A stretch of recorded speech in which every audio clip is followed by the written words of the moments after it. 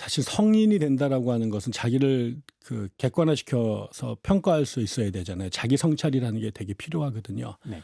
근데 한국 교회는 자기 성찰과 자기 비판을 못하는 구조가 된 거죠.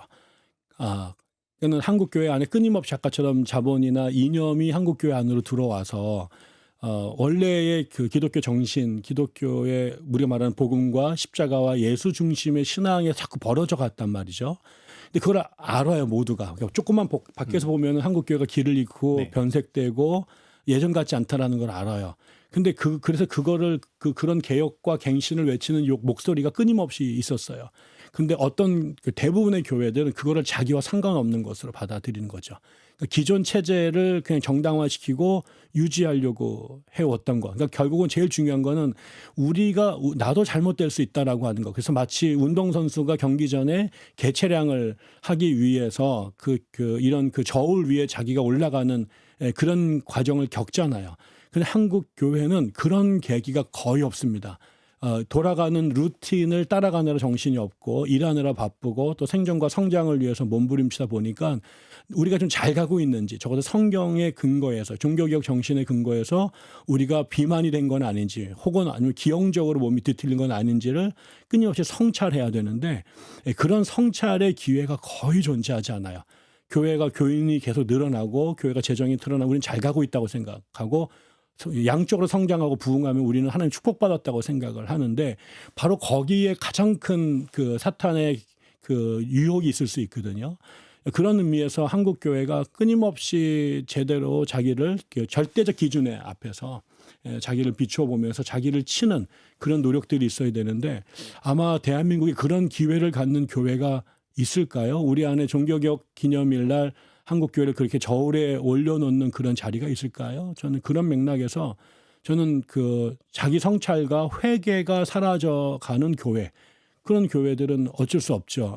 마귀가 들어오든 혹은 병균이 들어오든 간에 자기 진단을 하려고 하지 않으니까 자기 그냥 계속 건강하다고 생각하고 가고 있는 건 아닌가. 생존과 성장이 교회의 아주 지고한 목적이 되게 되고 그러면서 그게 이제 개교회주의로 가게 되죠. 공교회라는 개념이 약화되고 결국 목회자가 고생해가지고 교회를 개척하거나 약한 교회를 성장해서 크게 만들어 놓으면 이게 아까 그 다음에 이제 그대로 그냥 물러나기가 쉽고 내 거란 생각들이 들게 되고 그러면서 그 과정에 살아남아야 되니까 이제 재정에 대한 관심들이 깊어지게 되고 그러면서 성장을 위한 도구로 성경적 혹은 뭐 그다음에 초대교회의 정신과 상관없이 마케팅적 전략이 들어간다든가 경영학적 기법을 사용한다든가 이렇게 되면서 그 본래 교회하고는 상당히 다른 모습들이 됩니다. 그러면서 미국에서도 세습이 그대로 나타나게 되고 재정과 관련된 비리들이 끊임없이 나타나게 되고 또 섹스 스캔들이 끊임없이 나타나게 됐던 거죠.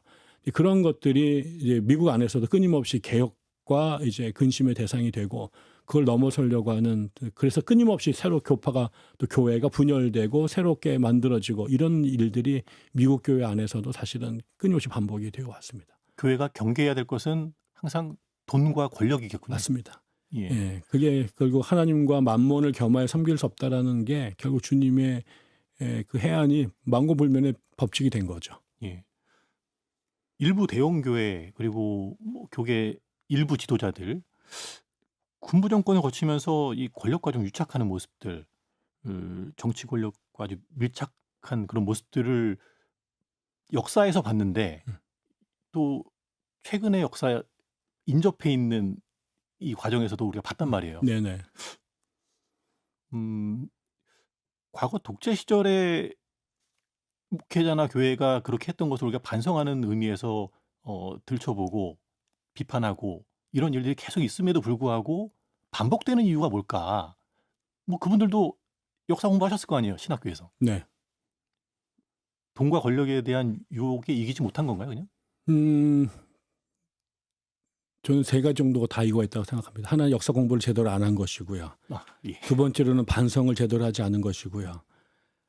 그 다음에 그렇기 때문에 그런 유착 관계라고 말할 수 있는 권력과 교회가 유착됐던 그 고리를 끊어내지 못하고 왔다라는 거죠. 우리가 정말로 반성했으면 이런 일이 있을 수 없었겠죠.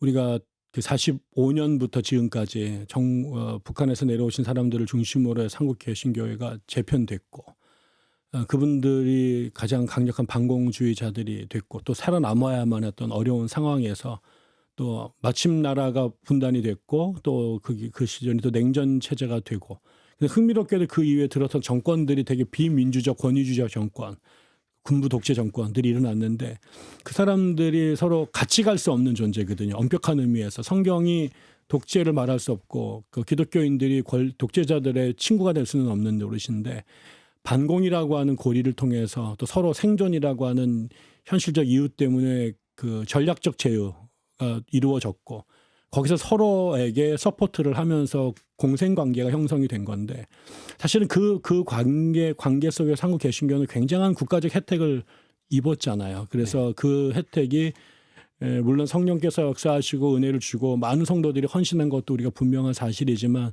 그런 시대적 상황과 국가로부터 받았던 전폭적 지지들, 배타적 지지들이 한국 개신교의 물적 성장에 상당히 영향을 줬는데 그것을 축복이라고 생각하시는 분들, 그게 한국 기독교가 하나님께 받은 특별한 혜택이라고 믿는 분들이 그 관계를 반성하거나 끊어내려고 하지 않고 계속 유지하고 싶어하는 그런 전통들이 관습들이 계속 지금까지 넘어왔던 거죠. 그래서 벌써 여러 번에 걸쳐 끊었어야 되거든요. 4.19가 났을 때 한번 끊었어야 되는데 그때 끊지 못했어요. 박정희 정권이 물러갈 때 끊었어야 되는데 그때 끊지 못했고요.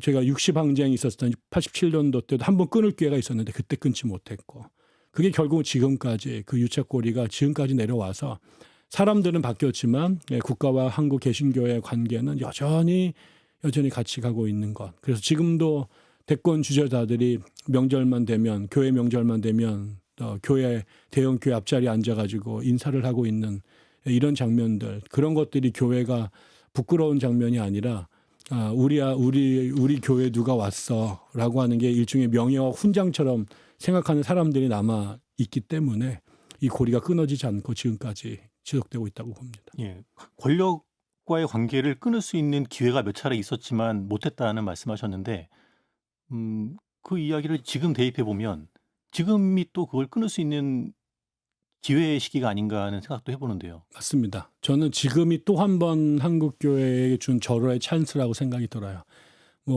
일단 다 드러났잖아요 이번에. 그러면서 그게 결코 아름답거나 자랑스러운 장면이 아닌 게 다 드러났단 말이죠.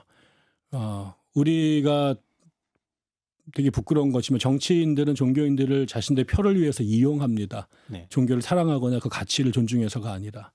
근데 교회들은 자꾸 착각한단 말이죠. 저 정치가들이 나만을 사랑해주고 나를 특별히 귀하게 생각하고 하는데 그래서 우리 교인들이 다 윤석열 전 대통령 머리 위에 안수했단 말이죠. 근데 그 머리 위에 천공도 하고 또 누구도 하고 또 그 사람들 다 구약 성경 다 외운다고 그래서 우리 편인 줄 알았는데 산마다 돌아다니면서 굿하고 이런 일들이 벌어졌잖아요. 이게 사실은 굉장히 수치스러운 것이거든요. 이게 우상숭배고 혼합주의고 하나님 앞에 하나님은 이거를 이제 간음했다라고 말하는 표현들인데 이러면 사실은 우리의 민낯 이 관계라고 하는 것이 얼마나 부질없는 것인지 드러났기 때문에 이번이야말로 대형 교회를 중심으로 그다음에 교계의 지도자를 중심으로 청와대 왔다 갔다 하지 말고 용산 다니지 말고 또 그들이 교회 드러나는 거 막고 이러면서 교회가 정치 권력과 비판적 거리두기를 해야 될 그러면 전 한국 교회가 갱신할 수 있는 그 기회가 돌아오지만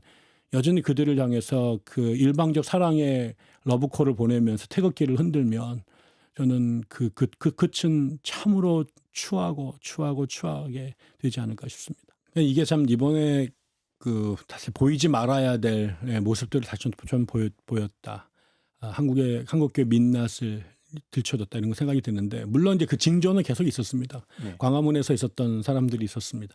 근데 그거는 오랫동안 사실은 일부 극렬한 사람들, 극단주의자들의 이제 한정된 예외라고 생각이 들었는데 이번에 이제 대통령의 계엄 선포하고 그다음에 탄핵 정국에서 그게 소위 말한 정광훈이나 손현보 목사의 소수 사람들의 예외적인 현상이 아니라 한국 교회의 주류가 그쪽과 연동돼 있다라는 게 드러난 거잖아요.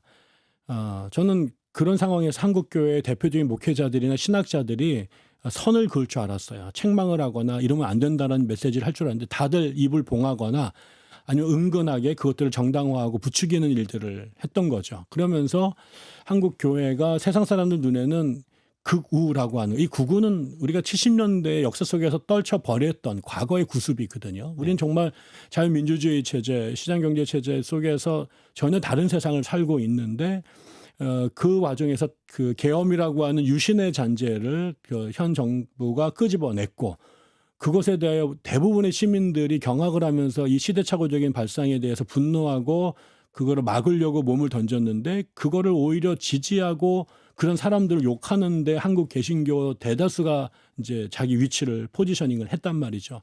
이러면서 이게 더 이상 한국 교회가 앞에 1884년부터 1900년대 초반까지 한국의 근대화를 견인했던 가장 선진적이고 정신이 깨어 있었던 사람들이 모이는 그것은 더 이상 오늘날의 기독교가 아니구나. 여기는 그야말로 구한말의 그런 사람들처럼 역사 발전을 가장 가로막는 적폐 세력이구나라는 게 대중들에게 이제 언론을 통해서 아주 강렬하게 인식이 된 거죠. 그러니까 이렇게 되면 이건 일단은 우리의 실체가 적나라하게 드러난 것이고 가릴 수 없이 그게 우리의 모습이었구나라는 게 우리 스스로도 깜짝 놀라게 된 것이고요. 이거를 바라보는 외부 사람들 눈에는 이건 극단적인 혐오의 대상이죠. 한국 사회가 앞으로 나가기 위해서는 끊어내려야 될 그런 그 마치 시지프스 등에 있었던 돌덩이 같은 것들인데 이걸 던져버려야 될 대상이 됐다라는 거죠. 그러니까 한국 개신교는 한국의 역사가 발전하는데 같이 손을 잡고 나가야 될 파트너가 아니라 가기 위해서 손절해야 될 대상으로 이번 사태가 입증을 해줬고 그게 이제 주요 언론사들이 전부 다 이 문제에 주목하면서 이제 융단 폭격을 가하게 된 일이 됐다. 저는 그런 맥락에서 한국 교회의 선교는 이번 사태가 거의 마지막 그 사망 선고를 한 것 같은 전 치명타가 됐을 거다라고 생각이 듭니다. 이것이 더 이상의 교회 바깥에 있는 사람들이 기쁜 마음으로 뭔가 큰 긍정적 기대를 하고 교회의 문을 여는 경우들은 거의 없을 것이다.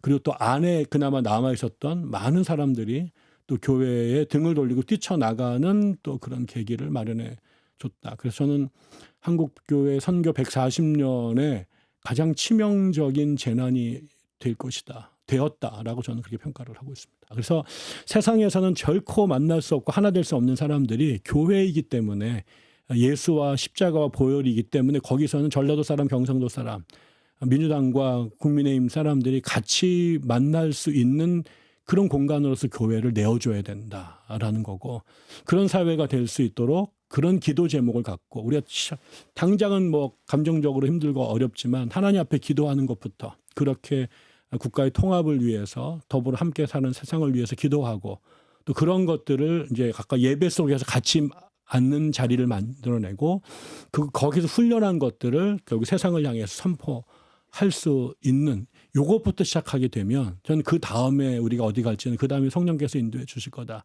지금 당장은 철수하고 골방으로 와서 제대로 예배드리고 제대로 기도하고 또 제대로 정말 하나님 안에서 만 백성이 하나가 된 실험적 공간으로서의 교회를 교회 본래 자리를 이건 저는 없었던 게 아니라 있었던 자리로 돌아가는 저는 이게 지금 해야 될 제일 급한 일이 아닐까 싶습니다. 첫째, 제발 성경을 좀 제대로 공부를 해라. 그럼 성경을 하면 그 성경이 얼마나 많은 부분들이 결국은 가난한 자, 또 고아와 과부, 나그네들에 대한 관심을 갖고 있는지 모른다라는 거. 그래서 성경의 진의를 제대로 파악할 수 있는 제대로 된 공부를 교회가 정말 해라. 그러려면 좋은 성경 선생과 신뢰할 수 있는 성경 참고서가 있어야 됩니다. 성경 그냥 읽으면 내 욕망도 읽게 되기 때문에요. 그래서 그런 도움을 받아서 성경의 진의를 제대로 파악할 수 있는 성경 공부를 제대로 하라. 그게 교회가 해야 될 가장 중요한 일이다.